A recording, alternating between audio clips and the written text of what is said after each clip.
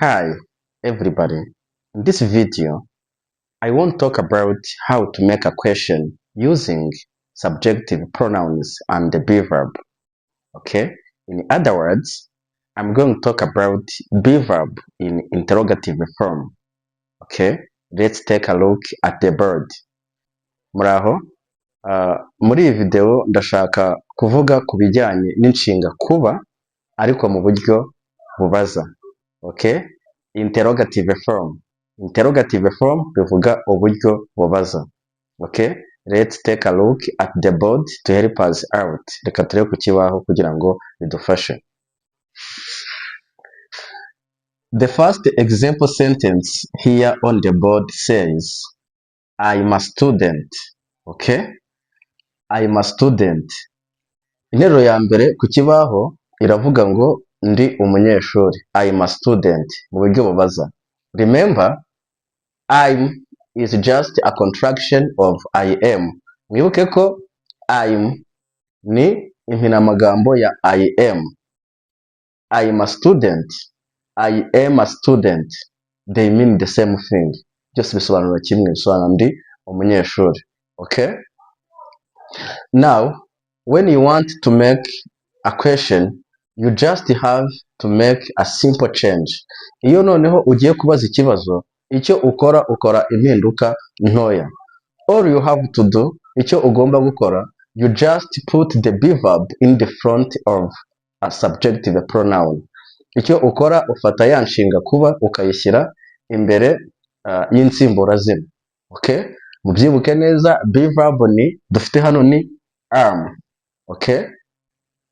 Am I a student? Am I a student? Ese ndi umunyeshuri? Am I a student? Ese ndi umunyeshuri? Notice that my intonation goes up. Okay? Iyo ndimo ndabaza ikibazo, ijwi ryanjye rirazamuka.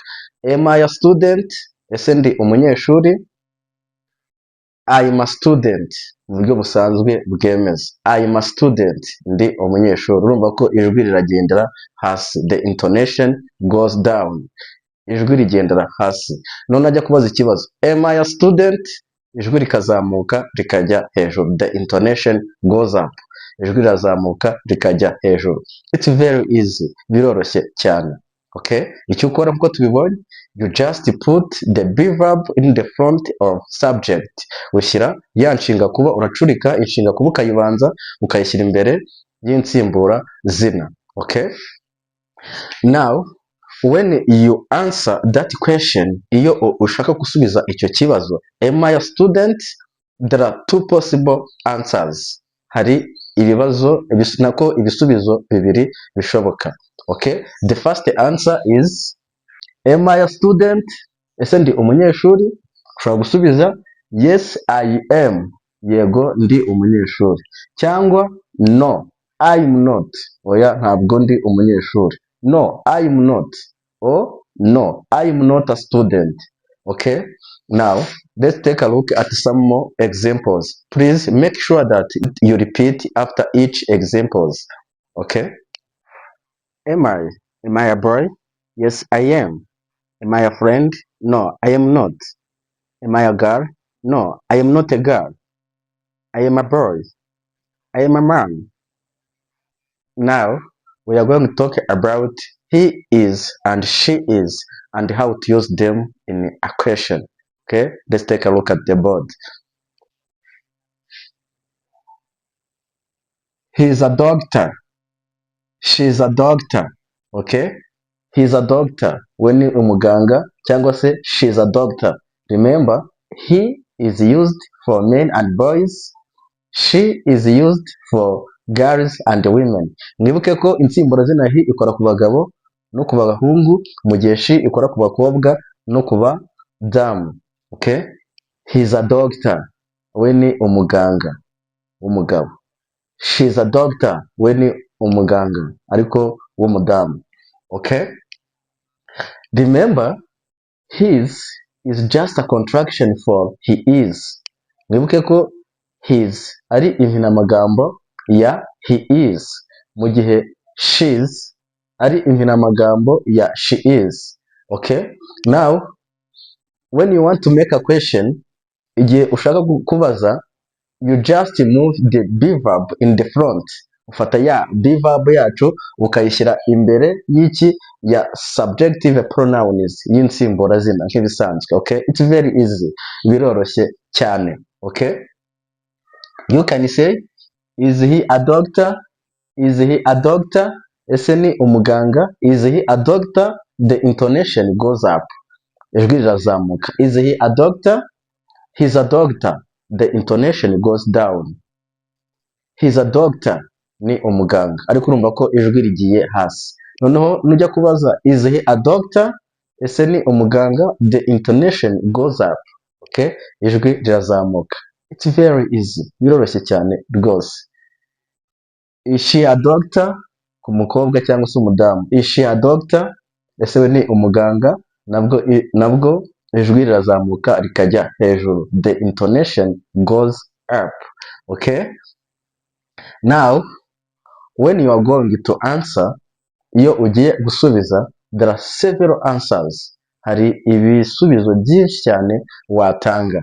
For example, urugero, is she a doctor, ese we ni umuganga.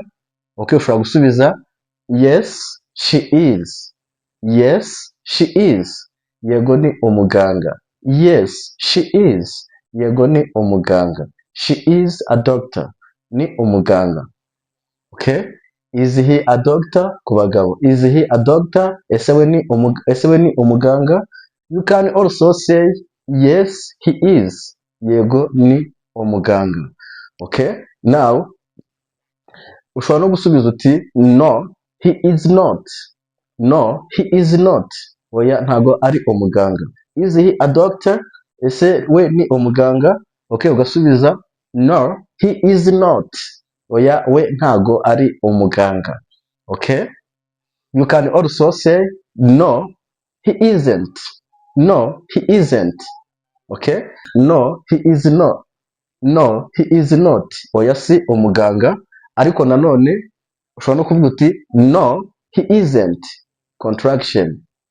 Okay, now we are going to take a look at some more examples. Please make sure that you follow and repeat after each example. Is he a mechanic? No he isn't, he is a nurse.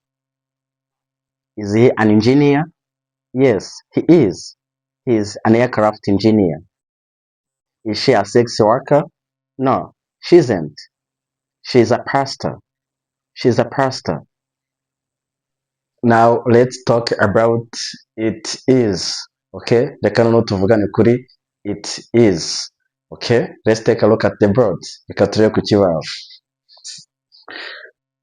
It's a dog, it's a dog, yo ni imbwa mu buryo bwemeza. It's a dog, yo ni imbwa. Remember, it is just a contraction for it is, it is. Okay, it's ni impinamagambo ya it is.